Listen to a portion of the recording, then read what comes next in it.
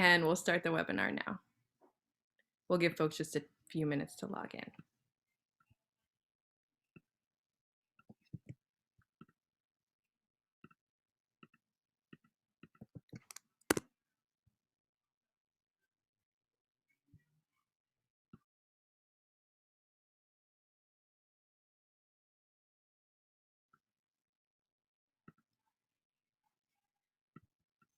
Okay, good evening and welcome to tonight's live online author event with Greenlight Bookstore.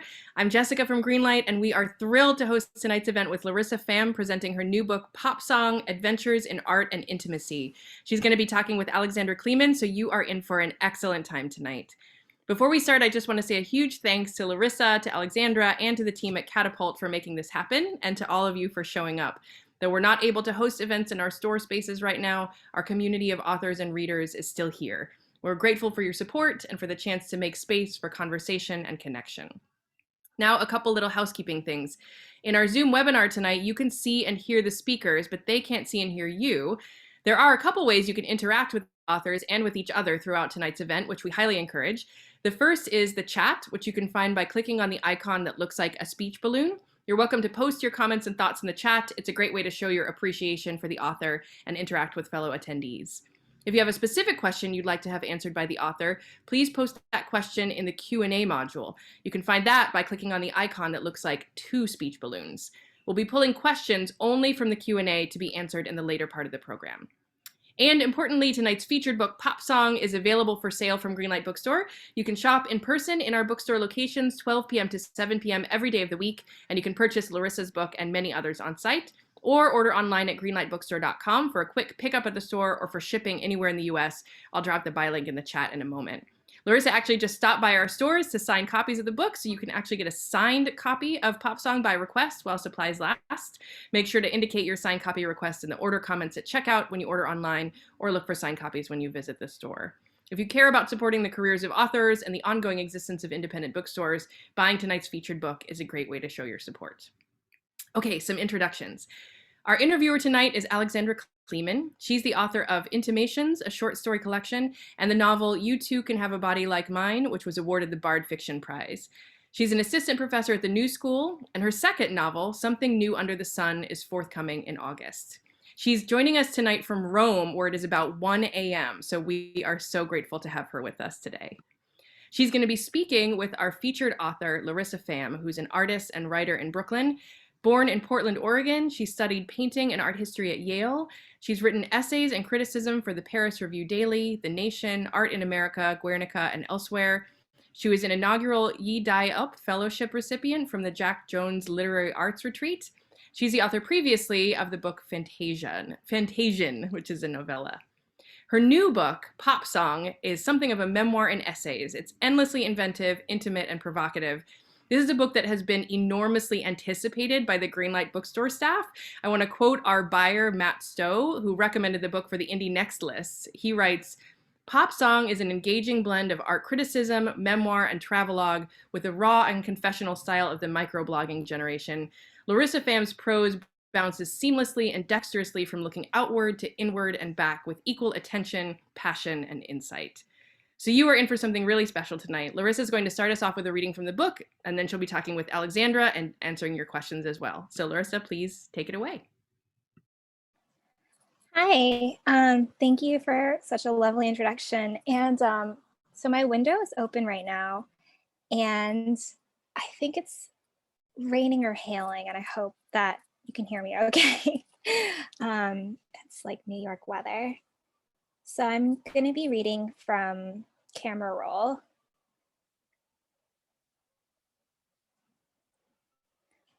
Somewhere in North Africa, in 12,000 BC, a girl is watching an image of the landscape shimmer vibrantly, upside down on the inside of her tent. Outside, there are animals running. She knows because she can see them. The light is coming through a tiny hole in its exterior, and the world streams through.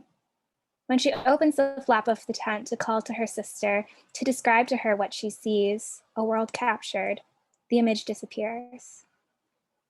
In the 5th century BC, Moti closes the door to his study. Through a crack in the wood, the light passes through, creating an image on the opposite wall. Colors, upside down, moving. He is enchanted by this remarkable coincidence of the image's fidelity to the outside it's brought in. He studies it and records the phenomenon. He calls what he's discovered a locked treasure room. 100 years later, a young Aristotle is making a camera obscura, though he does not yet know the entirety of what he is making. He is asking why. He is always asking why. He is watching the sun through a mesh of leaves, observing how the shape the light makes is circular on the ground. In 1544, the astronomer Gemma Fritius is sitting in a darkened room, observing an eclipse. The shape of the sun is projected on the wall. The far becomes near, and so within the realm of human experience, as to appear nearly mundane. Still, when the moon passes in front of the sun, reaching totality, plunging the outside world into unreal darkness for 16 seconds, it sends a thrill of excitement through him, the wire-thin outline of the sun visible on the wall. Auvillard, France, 2012. I am 19, no Aristotle nor Fritius. I'm studying at a month-long painting and drawing workshop in the south of France, in a tiny village too far west for its time zone, so that the nights blend into evening and the sky remains a luminous phthalo blue as late as 11 p.m. When I come back from making lunch on one of the last days of our program, our studio is darkened, the windows covered in cardboard. And when my eyes adjust, I can see the pale green shape of trees susurrating across the far wall. There is the parking lot, the edge of the garden, shimmering faintly as if in a dream. Two of my fellow students are outside, running in circles in the parking lot to give us something to see inside our camera obscura. I see their legs, their swift, dappled shapes, and I feel so young, younger even, almost like I've never been born. August 21st, 2017, New York City. You're watching the solar eclipse through a pinhole you have made with a cereal box and tinfoil. You hold it in front of your eyes like a pair of ski goggles that block out the world. Except when you move your head, the tiny crescent of the sun moves too, ping-ponging against the walls of the singular observatory you've made. This delights you, and you do it again and again. Why did I take those photographs? Why have I done it again? It was always about being somewhere no one else was, and taking something that no one would know had ever been. In critique, I said it was about combating the male gaze, about claiming desire back from men. But that was a lie. My eye wasn't possessive of people. It was only the closeness between us I craved. I knew I was going to lose it one day, and I wanted to make it visible, as though I could turn the way you touched me into a substance to hold. I wasn't hard. I wanted to soften you, bring your image up in a long, slow exposure to conjure how you looked at me in the dark. I'm really sorry if you can hear the sirens, by the way. But that was always why I made, to keep time where it is and hold it long enough to carry it with me into the next interval of feeling. I knew that I was running against time, against its passage, against the inevitability of change, against the chance that you and I would grow distant and apart from each other. And it's true that all photographs capture is dead time, the instant between your breaths. Though if you believe that time is all around us, all at once, then I'm still here, in bed next to you, waiting for the shutter to click. And here I am in the dark room, watching your image rise up out of the fog.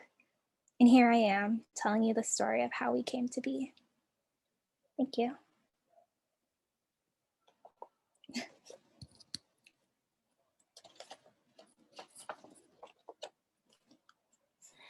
Hi, Larissa. I love that essay. I'm so glad that you wrote for it. And I just wanted to say to you and to everyone, I'm so glad to be here.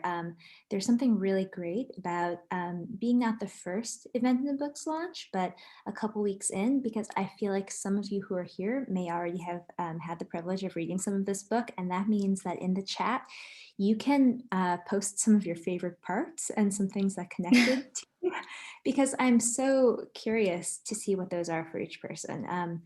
I read this book in I don't know if it'll be the flat middle of the pandemic, because I'm not sure how long ultimately it'll go on for and when we'll decide the end date is. But it was such a potent read for me in that time because I really was quite isolated. And this book, of all the books I read, was the one that made me feel like I was spending time with another person, which was a wonderful thing, in part because you are so honest, Larissa, and you are so good at getting your generosity and intelligence and thought like down on the page, but also because these essays are just marvelously constructed. They um, let you in to the material right away, but they sort of unfurl it in the same way that, getting to know a person, it feels like an unfurling. You don't see every angle all at once, but every new thing you see about a friend sort of like delights you in a new way. And so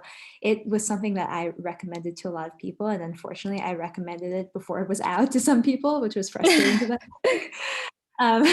But there were a lot of points of particularity for me with this book. And so I'm really curious if anyone else here had something that felt like, as when you're spending time with a person, there's things that are new to you. And then there are things that when a person says it about themselves, you feel like you're saying it about yourself. It's such a point of contact. So if you have anything like that, please post it in the chat, and I'll make sure to dive into there and highlight it. Also, remember that we have a Q&A section, and if you have questions, you can post them in there. I wanted to ask you, Larissa, just to start off with, you may have gotten this before, but it's the thing I'm most curious about when I read most books. When did you know you were writing a book, and what was the first thing you knew about how it had to be? That's such a great question. I did get this question in an interview for The Believer, but now that I'm thinking about it, I feel like I have two answers. And one is like, when I was in Taos, I like applied with this project in mind, but I had not written a single word of it. It was like a proposal for a book that didn't exist yet. And like the writing sample that I submitted was like not related at all. And somehow like Jack Jones was like, yes, you can go work on this. So I showed up in New Mexico and I wrote the list style chapters there. And they have like a real heat to them.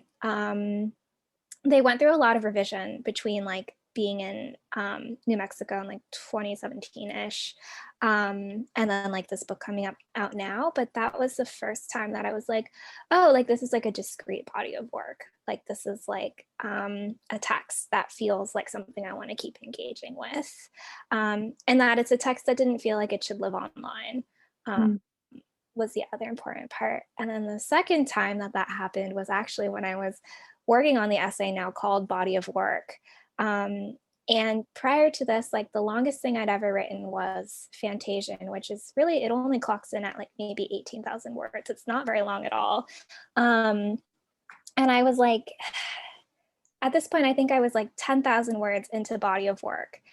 Or I guess the whole thing is 10,000 words, but I was like maybe 5,000 words into it. And I was like, oh, like this takes up a lot more space than I thought it was going to. It started out as a Paris Review column, and then I began to revise it for the book. And so much came out like in that revision where I was like, oh, I'm writing a book. Like I understand why these things take like tens of thousands of words. I think before that I did not understand that. And like something really changed for me in that moment. I mean, I feel like one thing that you're getting at is that when you write an assignment, it has a word minimum or a word maximum or something, and you hit that, and you've hit your target. But what you're writing feels like an actual exploration. Like I know that there are things that are being revealed to me as a reader, but it also feels like there are things that you figure out on the page, and like the friction of seeing that happen as a reader is like one of the great satisfactions, I think, of reading an essay. Yeah.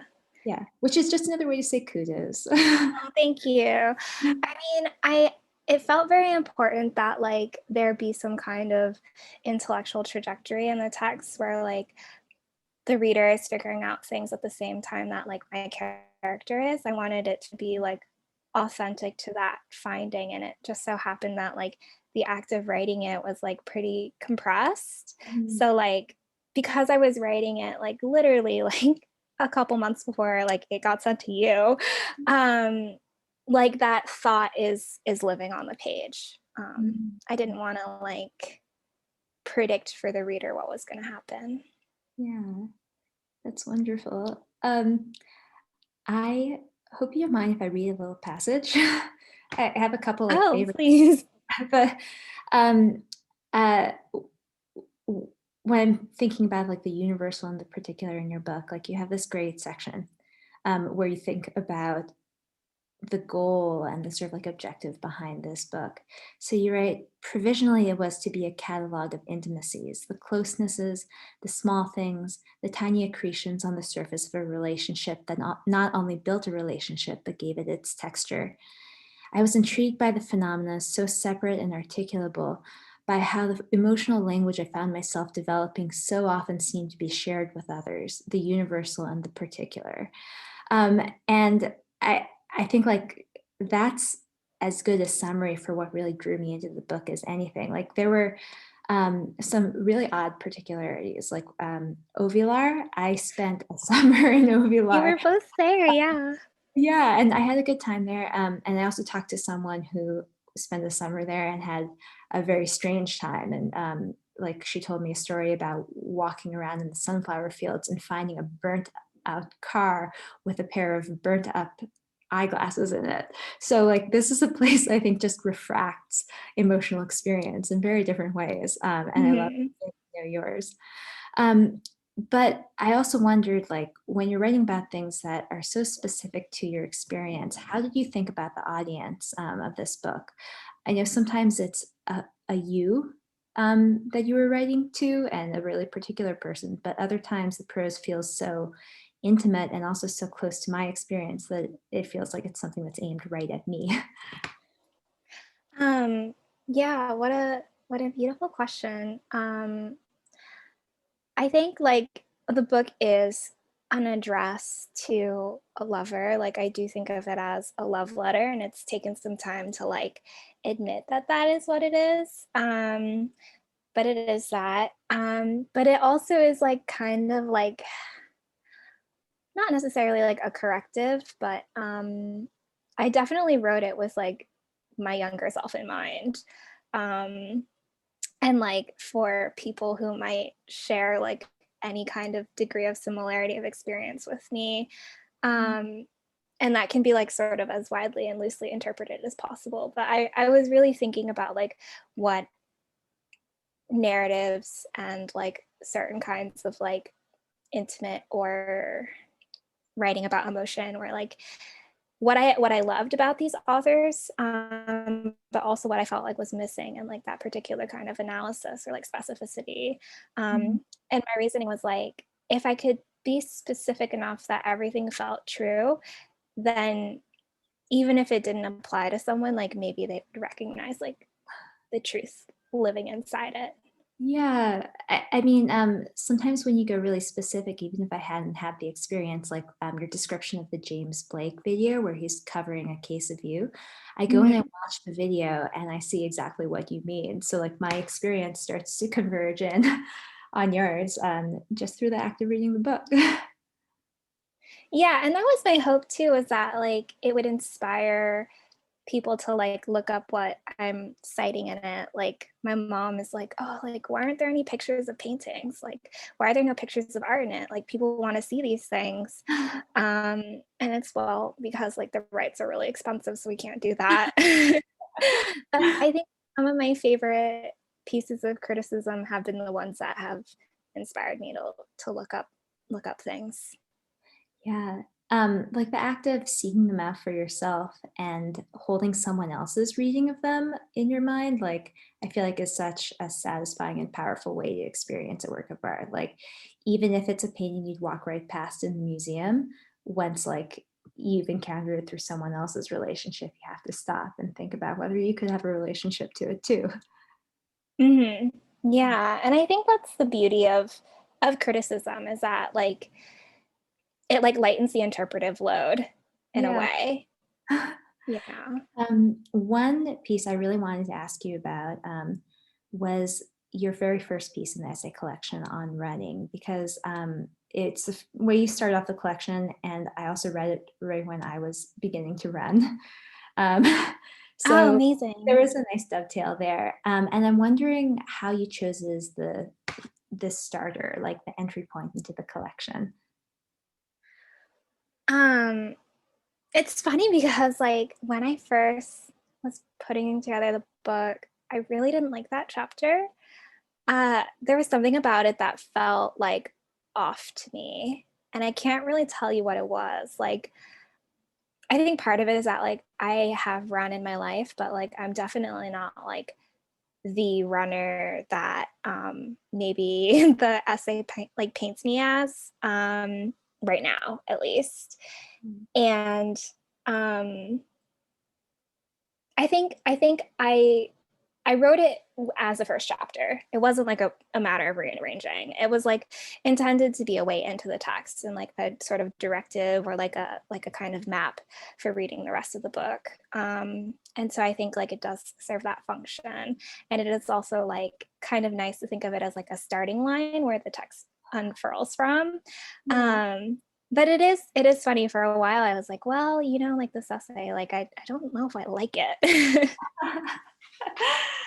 That's so funny. I mean, I do feel like it works a little bit as like, I don't know if it's an instruction manual or a sort of very subtle manifesto or something. Yeah, I see that.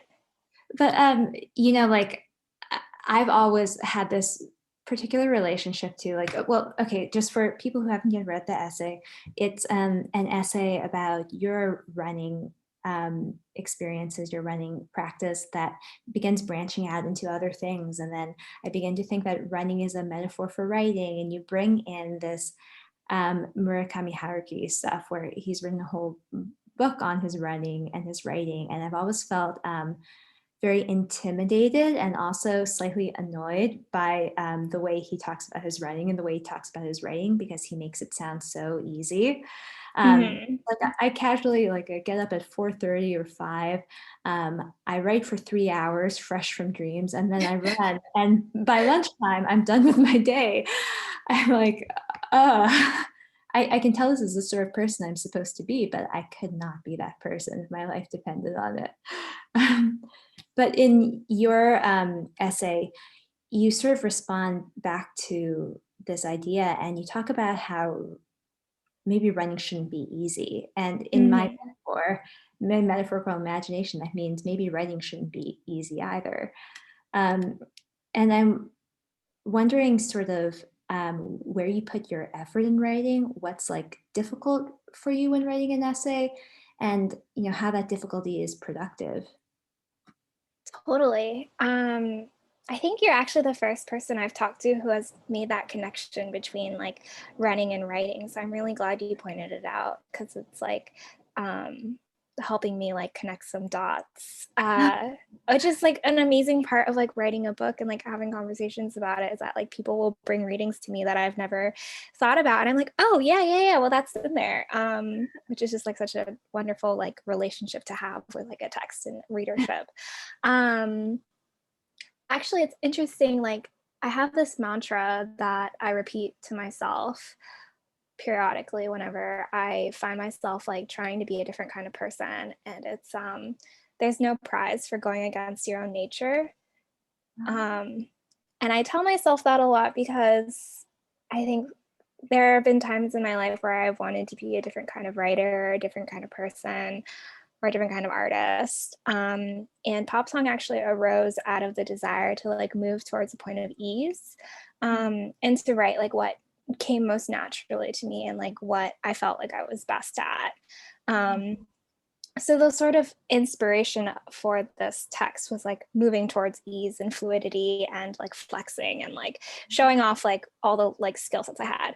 That being said, like it was really hard because I ended up doing a lot of like really intense, like emotional and also I guess like logical or like interpretive work, because I would go into something thinking that I knew what it was about, and then halfway through the essay I'd be like, well, it's actually not about this at all, so I have to like revise it. Or like I would go into an interpretation of like some artists thinking that I knew everything there was to know, and then I would find something that completely changed how I was framing her. And so that kind of like, I guess like that kind of rigor, that kind of difficulty, that kind of like honesty, was hard. Like I think it's very easy for me to be like emotionally like level or like very like forthcoming in a certain way. But I think really digging deep for that like emotional and intellectual honesty was, to like be sure that what I was saying was what I wanted to say was the hardest part. That makes so much sense. I mean, it's difficult to write, in general, and then like it's difficult to hold yourself open to what the material really wants to say to you, rather than going like, I already figured it out, so let me just write it, no matter what comes up or how the material seems to be speaking back to me. Like, so to readjust and to be open and to redirect and rethink things, like I feel like that's difficult, but it makes your essays so much more rigorous and so much more interesting. Thank you. Yeah. And it was also like at a point like I realized I couldn't write anything that was like intellectually or emotionally dishonest. Like I just couldn't do that. I mean, I don't think very many people can. um, what role does place play to you in these essays? Because some of them, like, it seems like they get their start and end points kind of from the container of being in a particular place, even though what fills them isn't necessarily something about that place. Like two of them are set in New Mexico. You go to Shanghai, and they have a sort of like emotional or subjective travel narrative quality. Like I would read these like as a guidebook to a place if I wanted to know like how I could feel there or how to tap into the emotional valence of the place, rather than just where to eat or shop. Yeah. Yeah. The the original title that like the book was sold as was How to Run Away. And I mean, I'm really glad that it has the title that it has now because I think it suits it better. But yeah, I think place was like always a substantial component of like physically like being somewhere not here. And like what are the implications of that? And I mean, it's so hard to like talk about this now because like it's like after this past year, like I feel like my relationship to place has completely changed. Just in terms of like the idea of just like going somewhere to figure some stuff out seems like an impossible thing to do. Whereas like a lot of the book is me going somewhere to figure some stuff out.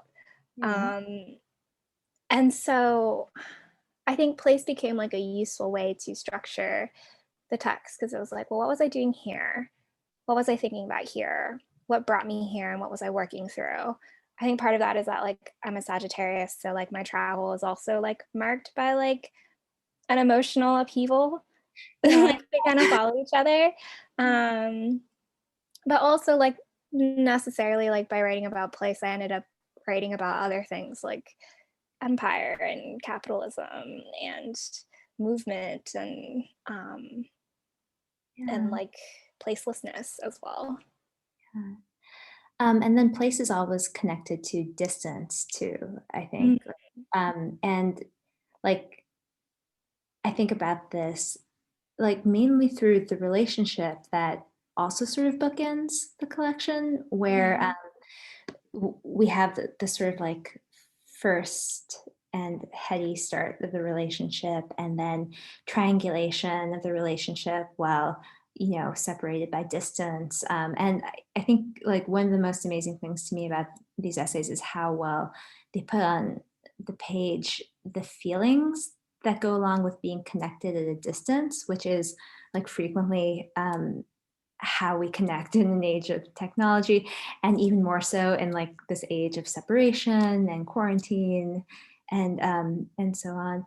And you know, I wondered whether you saw yourself sort of putting those like contemporary affects and technology affects on the page, like for one of the first times, because I think that so often it's pushed out of the picture.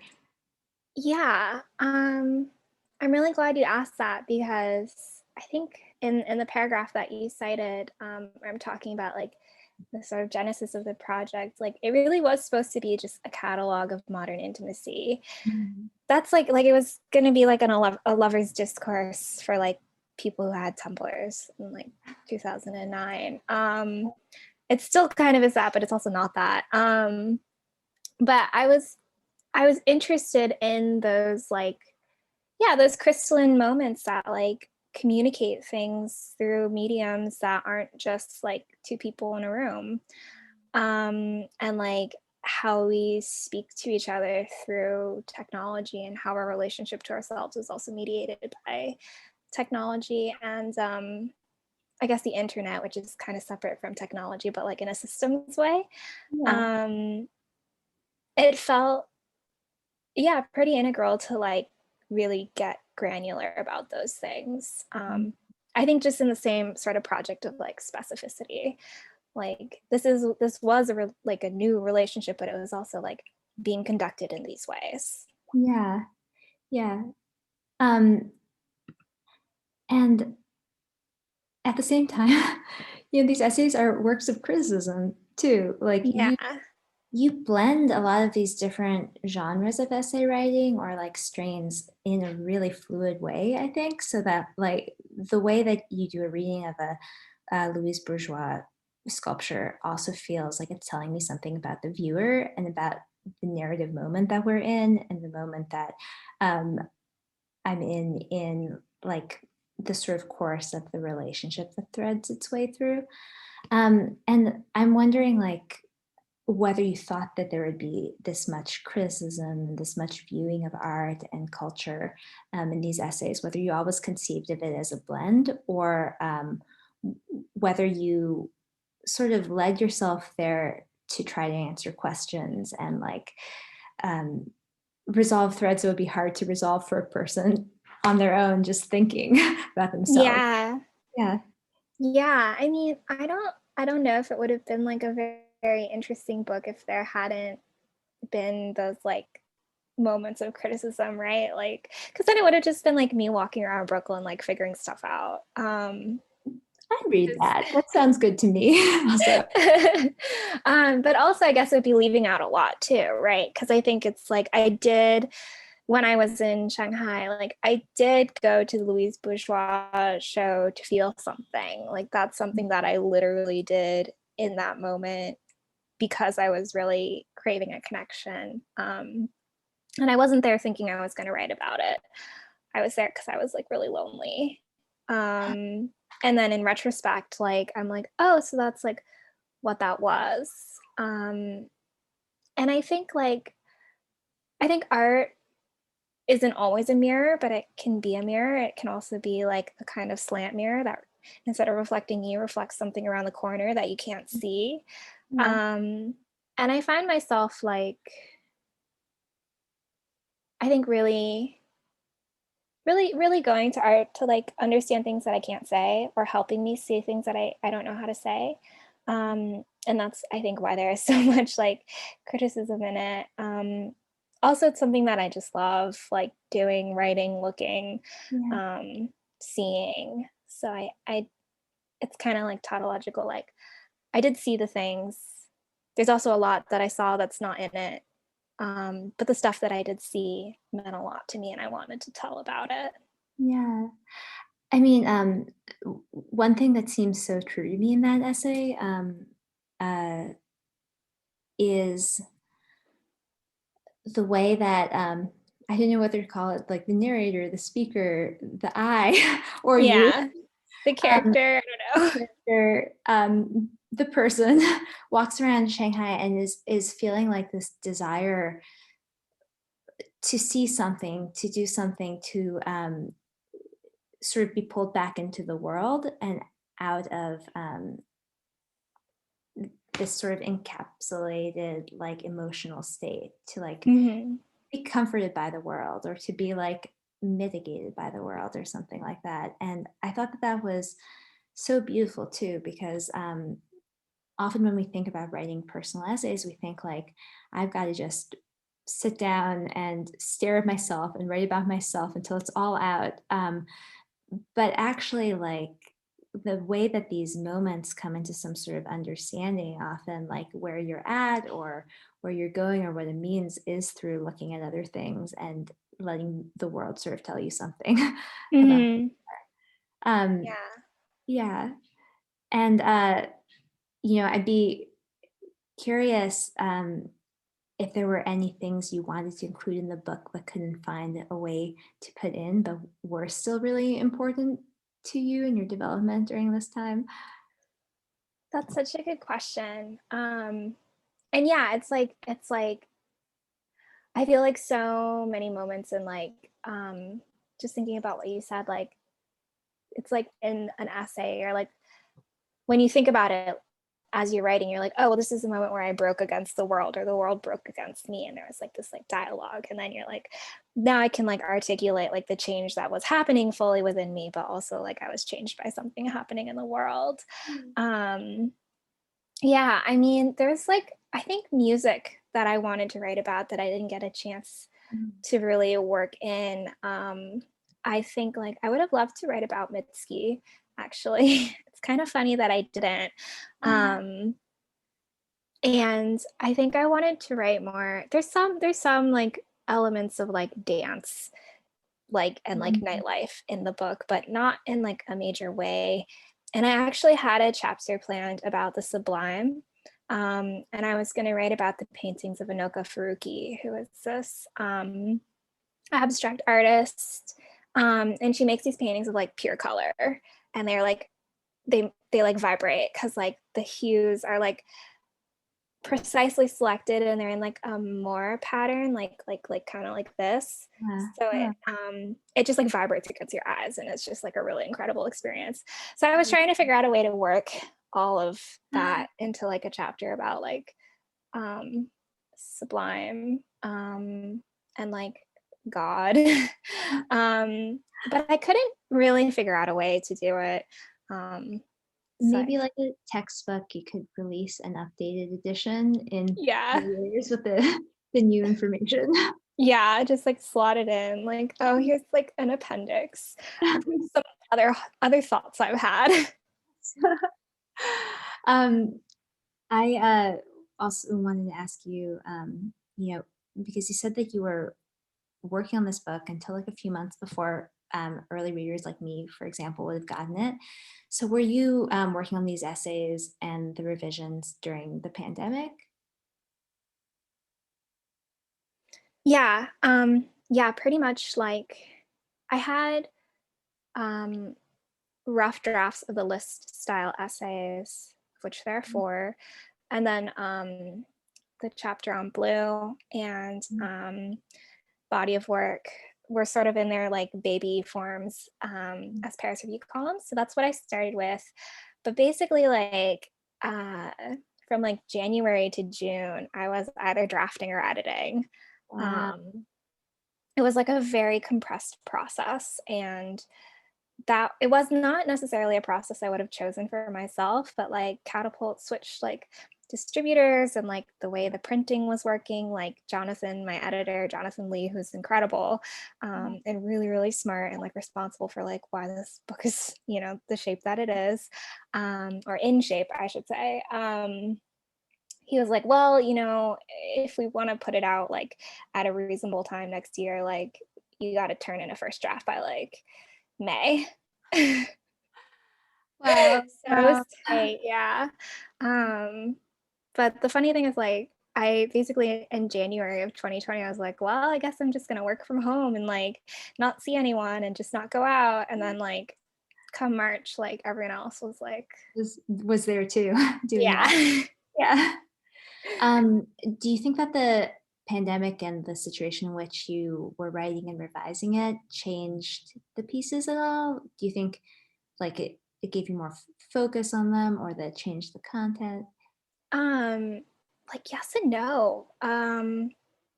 I guess maybe just because like I can't imagine another way for them to exist because like uh I think I'm one of those writers where like the extruding form of it's like pasta, like the shape of the pasta influences the pasta experience. I don't know what the pasta would look like if Yeah. it weren't coming out from this extruder. That's like kind of a mixed metaphor, but that's how I feel about the essays. Like if I had written them in an ordinary year, like I'm sure they would be different.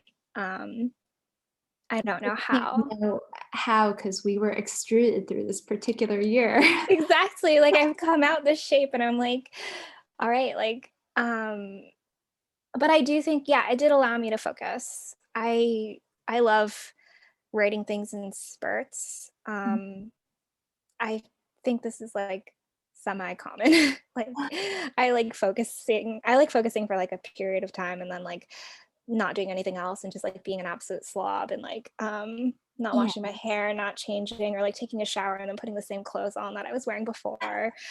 Um so the pandemic was very good for that. In terms of Yeah. just being that laser focus. I know what you mean. I mean, you can't be a total art monster and still be a good friend and things like that. So you can't Yeah. do it all the time. But like in spurts, it's nice to just live in Microsoft Word or whatever program you use. Yeah. Yeah. I started it in Google Docs, but then Google was like, we can't handle this. Like my it was so slow, just like scrolling through the Oh doc that I was yeah, like, okay, like I need I need like Microsoft Word. yeah. Oh. Um, we are at a point where we could take questions or comments or anything like that. And I see a lot of you guys here, and you could post questions that I could ask Larissa. Or if anyone wanted to give me some indication, like, are we interested in craft? Are we interested in how this book came about? Are we interested in what Larissa is listening to musically right now? And I can answer that genre, ask that genre of question. Uh, And we can also keep chatting while I feel like sometimes Q&A like takes a little while to get going. But yes. I'm also really interested to hear from everyone in the chat. So Yeah. um, You know, sometimes I know that when I attend things, I spend a long time trying to cook up the perfect question and formulate it just right, but you don't have to do that. You can just type it in. Because I'm probably going to deliver it like a little sloppy, no matter what. Yeah. yeah. Um, well, one thing that I wanted to ask was if you're working on something next, and if it's going to be in the genre of nonfiction, or if it's going to be in the fiction genre that you've also worked in and have published in before. Yeah. So I'm in grad school right now, which is like really funny. Because I just decided to do everything all at once, but I really love it. I'm in the low residency program at Bennington, in fiction. Um, and uh oh, I see. Um, um, yeah, so I am working on fiction and I'm working on like stories and also a novel. Um, the novel is like semi-historical, loosely based on like my family, but also not. Mhm. Interested in like women's perspectives through time and like the things that we inherit from our families. Yeah. But I'm also like really loving writing short stories. Like I feel like maybe this is the thing when you go to school, like suddenly you're reading a lot and everyone's like talking about the shapes of things and the forms of things. Um, and that's like very exciting. I think there's definitely some short story fervor in an MFA context where like everyone's writing short stories, and then you're like, I want to write a short story too. And like they're really fun and diverse and interesting to compare against one another. Like the smallest things you do have big effects. So like Mhm. it's definitely like I feel like pretty thrilling to write short stories in a community. Yeah, yeah, and it's like you have so many opportunities to test stuff out. Yeah. Um, Whereas like in a novel, especially if it's like a longer formal choice, it's like you really want it to pay off. It's a little worrisome if it doesn't, but you don't know either way until you're like a couple months into it. um, as someone who writes both wonderful like memoiristic nonfiction and also is writing fiction now that has some autobiographical ties, is it harder, you think, to depict yourself on the page in a memoir where people know it's you, or to fictionalize yourself and still be recognizable, or to make yourself unrecognizable in some cases? Yeah, I think that was something that um well, I think it's something that like I think a lot of like women writers and like writers of color have to navigate in a funny way. Like I think like I don't know, there's always like this implication that like our work is autobiographical somehow. And then like if you own up to it, then it's everyone's like, yeah, that's right. I thought that was you. And you're like, no, but actually that wasn't me. Um, like that was the one character that I didn't base on me or something like that.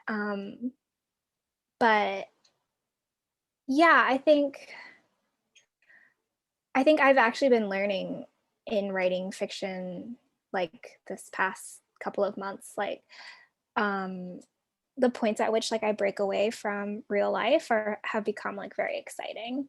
Mhm. Um and it's interesting to sort of write towards a narrative truth. Mhm. Um and I think in creative nonfiction, I've been thinking about this a lot actually. Um in creative nonfiction, like truth is at the core. Like everyone assumes that like something happened. That's why you're reading it, because there's this idea that something happened and you're figuring out like something around it. Yeah. But that means that like language and point of view and the way you write about something, like your perspective, like those are all immediately like blunt instruments, because Uh, up against life, nothing is going to compare or be as true as what life is. yeah. So then like that becomes like a really exciting struggle in creative nonfiction. Yeah. Um, but then in fiction, it's like the opposite. Like people know it's not real. So language is all you have. Yeah. And building that world becomes like you're relying on language to do something different. You can't interrogate language at the same time that you try to build something from it, unless you're like interested in like doing something like metafictional or like autofictional. You can have like a tragedy or a catastrophe happen in fiction and it won't register as that at all unless you make the language act it out completely. Yeah. Yeah. We have some questions here, and I'm going to take them in the order they came in. One, I think should be pretty direct. Who was the abstract artist you mentioned? Richard Kaminsky wants to look them up. Um, there are a number of abstract artists, but I think maybe the one that you're thinking of is Agnes Martin, Oh, who is in the chapter about the blue. one that came up in the conversation, who you wanted to write about but didn't get to. Oh, Anoka Furuki. Yeah. And that's spelled Anoka. Sorry, I like brain farted for a little bit. And her last name is Furuki, Faruqee. Hmm, Yeah. awesome. And then, oh, we have actually two questions about sort of process and story structure. So I'd be interested in hearing about process. How do you know when you have a kernel worth pursuing, especially when you mentioned having some pieces you didn't get to complete? And I think related is how do you approach story structure? Because both of these questions are about like approaching the blank page, sort of, or deciding Mhm. what to even chase down as the writer. Yeah. I think like at least I'll speak from like a creative nonfiction perspective, because I feel like if I talk about fiction, those processes are a little different, but maybe they do apply to each other. But I think when I'm thinking about like an essay or something I want to write, I have to tie it to something concrete. I can't just like start writing into the ether. Like there has to be like a memory or a moment, or more frequently like a piece of criticism, like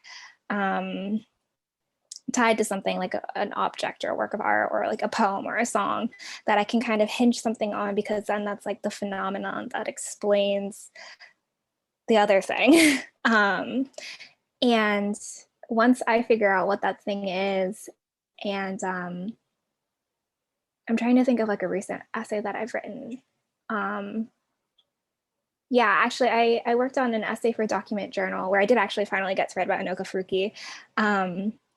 But it was about God, and I was like, well, like, what's my hinge here? And I was like, well, I'm gonna talk about like wanting to believe in God, like my relationship to like spirituality. And then I was like, okay, I have to find these moments in time where I felt close or far from this, and then I can like use them to weave something together.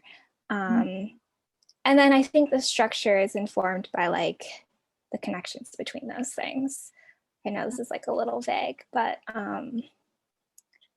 I think most of the time structure reveals itself partway through. And then once I like can hear what it's saying, it's almost like I can listen for it. And then I'm like, oh, okay, now I know how to finish it.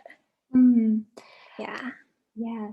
It's so intuitive, but I really like how you took us also through the path. Like you had this topic and then you found your sort of doorway in, but then you had to find like the keys to open that door in specific moments. And like, it doesn't come together in a bird's eye view. Like it comes together from a ground's eye view that is sometimes very like obscured. Yeah. And I Yeah. think the times that I have like looked at something and been like, I will write it and it will go this way and it will end up like this, like it's always just been like, no, like some fact will be disproven, or I'll think about my response to something and realize actually I don't feel that way. And then it gets back to that question of like narrative honesty or emotional honesty. Mm. Excellent. Here's a beautiful question from Carrie Butcher. I'm curious to know more about how your practice as an artist and painter has influenced your specific perspective when it comes to writing. I'm about 3/4 of the way through the book and was really struck by the specific vulnerability that you share. As an artist who is also interested in writing, I often struggle with the balance of how much or little of your perspective to reveal to the viewer. Is your process as an artist similar or different to how you approach writing? Ooh, that's such a great question. I kind of want to like chew on it a little bit. I think the greatest gift that going to art school gave me was like the importance of formalism, like thinking about the shapes that things take and thinking about like, am I using the right medium, whether that's like photography or painting or a short story or an essay, to communicate this idea that I want to say. I've gotten the question before of like, oh, like, would you ever create something visual for pop song? And the answer is no, I would not, because I think it needed to be done in words. And I think it's interesting to come to writing from an artist's perspective, because writing is so literal, that it forces you to be very careful about what you want to say. But at the same time, it's almost like too specific of a tool.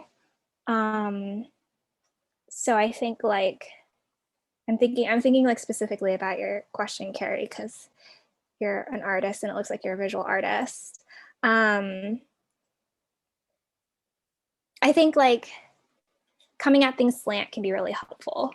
And when I think about my relationship to like visual art or painting, like I think in terms of projects and I think in terms of concept.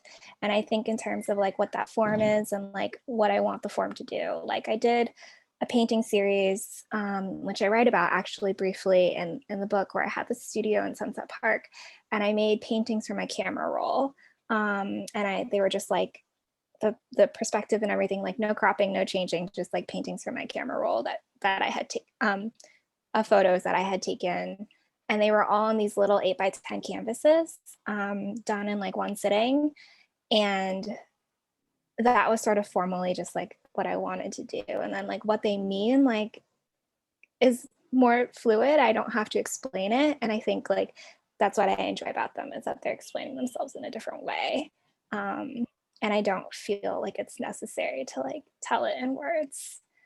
I don't know if I answered that question at all, now that I'm thinking about it, but that's how I come to it. Yeah, I think it's a great answer. Like it's a sort of question that you spend like your whole career trying to answer, you know, questions about process and questions about how to reveal yourself in your work. So interesting.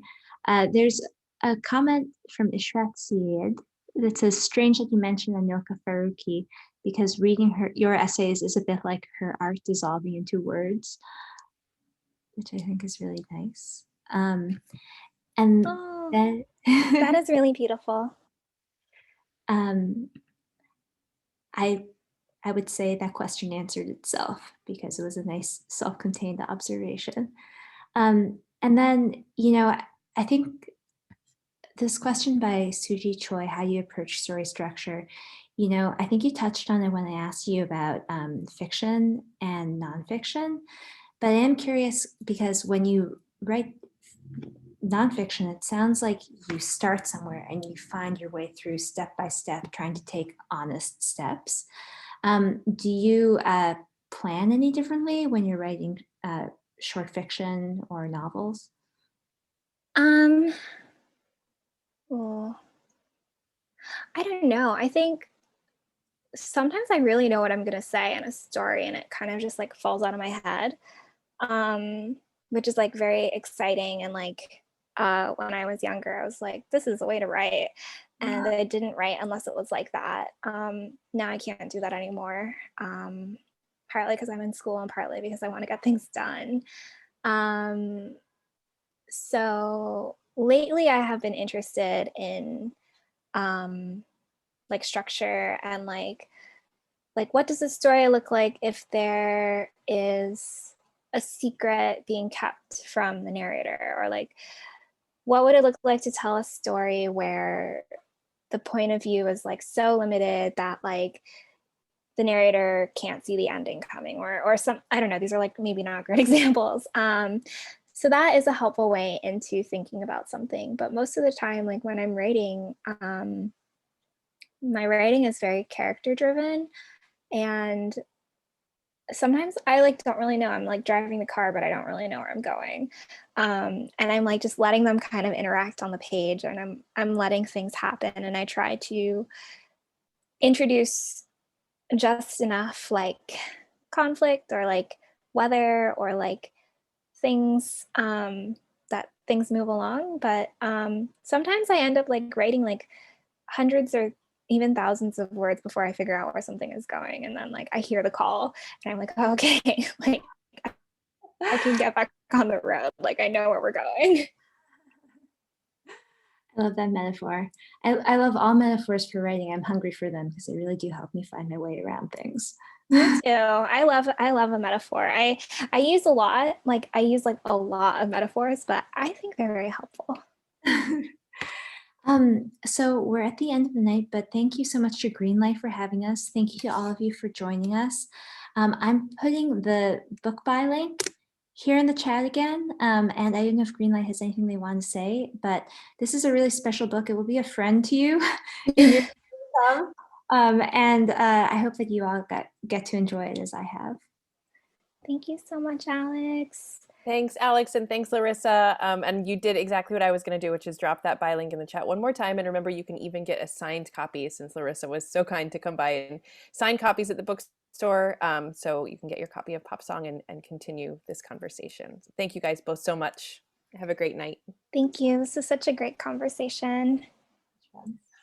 Good night. Take care, everyone. Good night.